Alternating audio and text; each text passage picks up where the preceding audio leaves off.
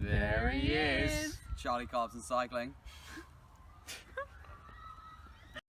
Alright, welcome to a quick video on how I went from 244 watts, which is 4 watts per kilo, to 5.5 watts per kilo in about 2 years. So you can see here, this is my first ever FTP test, Monday the 29th of February, 244 watts. So I've been to training a bit before, I'll just show you my miles here. So, you know, decent like 130k average probably, a bit more over Christmas, and then 150. So this is basically probably I've been training for maybe, I don't know if we can call this training, but maybe like 3 months or something, maybe 2 months, and I was at 244 watts. Probably wasn't 60 kilos then, it's probably a little heavier, maybe 61, 62. But yeah, so this is my first FTP test, and it definitely wasn't, I could definitely go a little bit harder. You can see I wasn't very good at holding power, and also I surged massively at the end. So that's probably does mean I can go a little harder. Anyway, so mainly my training has been consistent of quite long endurance rides, because I knew my VO2 max it was better than what my threshold was. And yeah, so you can see a lot of my training, I didn't do many kilometers really. I just did decent intensity, sweet spot there. You can see that's a classic. Just after school, I would often do sweet spot.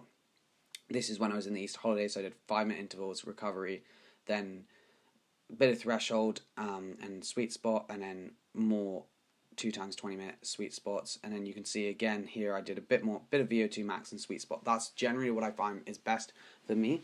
I also find that doing really big in long endurance miles like this, so I cycled across the country, so I did about 35 hours in a week, and that was really big week for me, biggest week ever, probably still.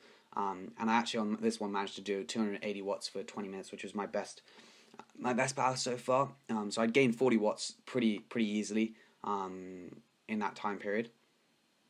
So I was quite happy about that.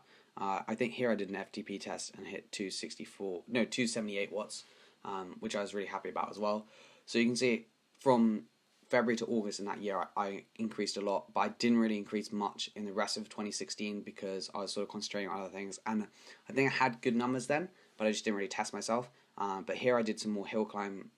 So in the UK we have a lot of hill climbs, so I did those, and those definitely really do help the really short VO2 max efforts. That helps a lot. So you can see here I had some hill climbs, like really short ones that are all below 5 minutes mainly, and they help to push your limits quite a lot. And if we keep going, you'll see I've got just more like sort of training. In November I started cycling a bit more. Christmas again, not great like kilometers to be honest. This was just before Christmas, and I didn't really, again, like I didn't do that many kilometers. Here again I was playing football this term, so I just did some VO2 max intervals and sweet spots 3 times, like 30 minutes of sweet spot, which now doesn't even feel like tiring, but it was in total. But that back then it was a decent effort. And so this is in 2017, so this is about a year on from that test. I was probably about the same fit, maybe 40 watts higher, 280, 290 watts. So yeah, that was quite it was good, and I was happy about that, how much I progressed. I started doing more kilometers in this summer as well because I really wanted to start smashing out. So I had my exams where I literally did 0 kilometers, like 100k a week max. I mean, I really didn't train very much then. And then I got back up to good 24 hours this week, and this is when I hit my best 20-minute power again, which was 300 watts. So you can see it took me a year almost to do another 20 watts, just because I hadn't really been concentrating on riding that much, and I also hadn't really had the opportunity. And I feel like even this one, I wasn't actually my strongest numbers, just literally because I had such a hard week the weeks before. You see I went from like doing 100k a week to do 360, 390, then 571, and that was in the middle of that week, so it was real tough. So I definitely knew my FTP was higher, and then kept riding after I got back from the Tour de France and did a lot of kilometers there, which definitely helped my legs. And I did an FTP test, where was it? It would have been after a couple of days off. Here we go, FTP test, 5 watts per kilo. So yeah, I did the 8-minute test, so I'm not sure what my 20-minute power would have been, probably about 315-ish, which would have given me the 300 watt FTP, which was 5 watts per kilo. So I was very happy about that. And then from then on, I didn't really progress that much again this year. I progressed in terms of racing. I got some good results. I finished 18th in my first road race. I finished 3rd, and I finished 4th, which got me up a category, which I was happy about. And you can see here, a bit more Ks, mainly focused on endurance, didn't do too much intensity. And then as soon as I got to Adelaide, I sort of started to ramp up the intensity. I did some good efforts, like doing training efforts, so doing like 4 times 10 minutes threshold or something, and then doing an absolute full gas effort after that, and that really helped. I'm just trying to find my my FTP test, which is not great, I believe. Unfortunately, I believe I had. Sorry, I'm just trying to find it here. I believe it was about 314 watts. Yeah, here we go, 314 watts. And this was really odd effort, and it wasn't really representative of what I could do, because my heart rate was just so high for this. I think my average heart rate was 196, which is ridiculously high. You can see here I was not like in a good way, and I definitely felt really odd on this whole thing. My cadence was low. It was just a disaster. But I knew I could definitely do better, and I think the week after that, or a couple weeks after that, I then ended up doing about, it would have been this one here, I did 360 watts up, 355 watts up Woodlands Way, which is almost 6 watts per kilo for 10 minutes, and I also did 400 watts, or 395 watts up Kensington Road for 5 minutes. So again, those two really gave me a lot of confidence in that my power was a lot higher. So this is basically my training for how I managed to get better. So I'd say focus on endurance rides. They definitely help. If you have hours, I really do like doing endurance rides, and a lot of sweet spot. Sweet spot I find helps a lot. It's not very tiring. It's really satisfying because you're going fast, but you're not like dying. So I do like doing sweet spot, and I also just think doing absolute full gas efforts if you can. So just like do your VO2 max efforts. Say 5 times 5 VO2 max efforts, classic, with like 3-4 minutes recovery, depends how long you need. And then on the last one, just go as hard as you can up a climb. Like try and target maybe a KOM or something, and just do that, and that will really help you to get a lot better. That's what I've really found. Mentally, it also helps a lot pushing myself.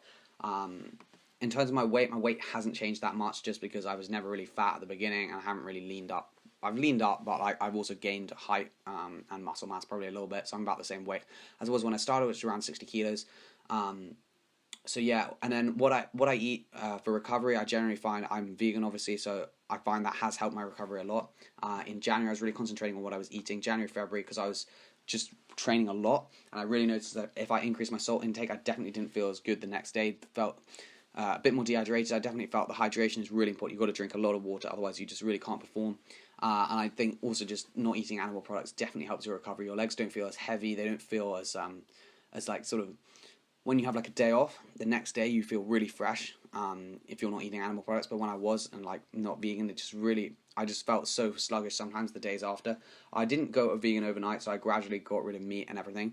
So I wouldn't say I had the same transformation, didn't feel the same transformation as some people have, but it definitely has helped for me just to recover faster. And I think that's really important, obviously, if you're doing huge Ks or just doing races day after day in a race. It really does help.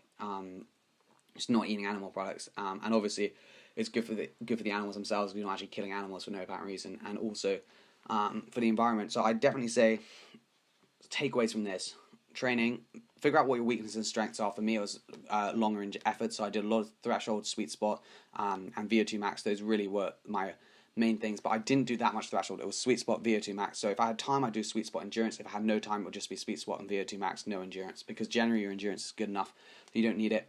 And full gas efforts, that's the other thing. You really need to be riding with faster people who can drop you, and then as soon as you start to realize you're going to get dropped, the motivation suddenly clicks, and you're like, right, now I really need to up my game. And there you go. So you can see from 244 watts on the 29th of February 2016 to 334 watts on the 12th of March 2018. So I'm pretty happy with that improvement, and now my next goal is try and hit 6 watts per kilo for 20 mins, which will be big. But anyway, cheers for watching. I'll see you in the next video.